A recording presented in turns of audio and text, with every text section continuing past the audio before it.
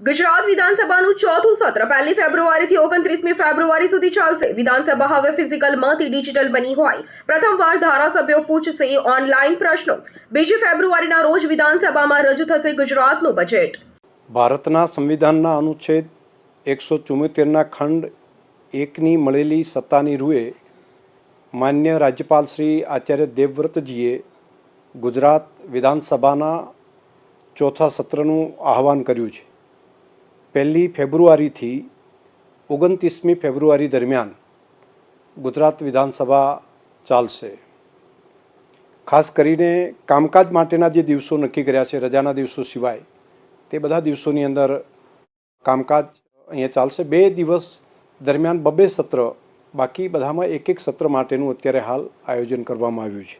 શરૂઆતમાં 3 દિવસ ચર્ચાઓ, જે રાજ્યપાલશ્રીના ભાષણ અને તેના ઉપરની જે ચર્ચાઓ ચાલશે તેમાં 3 દિવસ, 4 દિવસ બજેટ ઉપરની જે ચર્ચાઓ છે તે થશે અને 12 દિવસ વિવિધ વિભાગોની માગણીઓ ઉપરની ચર્ચાઓ છે તેની ચર્ચા વિધાનસભાની અંદર થશે। 2 ફેબ્રુઆરીના રોજ બજેટની રજૂઆત વિધાનસભાની અંદર કરવામાં આવશે।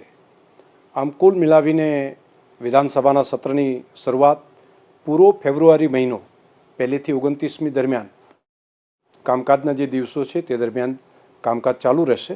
ધારાસભ્યશ્રીઓ, ગયા સત્રની અંદર એક વાત એવી કરવામાં આવી હતી કે માન્ય ધારાસભ્યશ્રીઓ પોતે ઓનલાઈન પ્રશ્ન પણ વિધાનસભામાં અતારાંકિત બને પૂછી શકે, તે માટેની વ્યવસ્થા થાય તો વધારે સારું। વિધાનસભાના સચિવાલય કાર્યાલય દ્વારા આની વ્યવસ્થા કરવામાં આવી છે અને આ વખતે આપણી વિધાનસભાના માન્ય ધારાસભ્યશ્રીઓ તે પોતાને આપેલા ટેબ્લેટ દ્વારા પોતે પોતાના મત વિસ્તારમાં રહીને પોતાના મત વિસ્તારના પ્રશ્નોને અહીંયા સુધી, પ્રજા સુધી એને વાંચા આપી શકે તે માટેની વ્યવસ્થા ઓનલાઈન કરી શકે તેની તાલીમનું કામ 2 તબક્કામાં હમણાં પૂરું થયું છે। ગયા મંગળવારે પણ કેટલાક ધારાસભ્યશ્રીઓને તાલીમ આપી, અત્યારે પણ, અને હજુ એકાદ તબક્કાની અંદર આપીશું। વર્ચ્યુઅલી પણ જેમણે શીખવાની બાબતમાં હજુ પણ અડચણ છે તો પણ અમારા વિધાનસભા કાર્યાલય દ્વારા તેની પણ વ્યવસ્થા કરવામાં આવી છે। અમારી તમામ માહિતીથી અપડેટ રહેવા માટે જોડાયેલા રહો S9 ન્યૂઝ સાથે।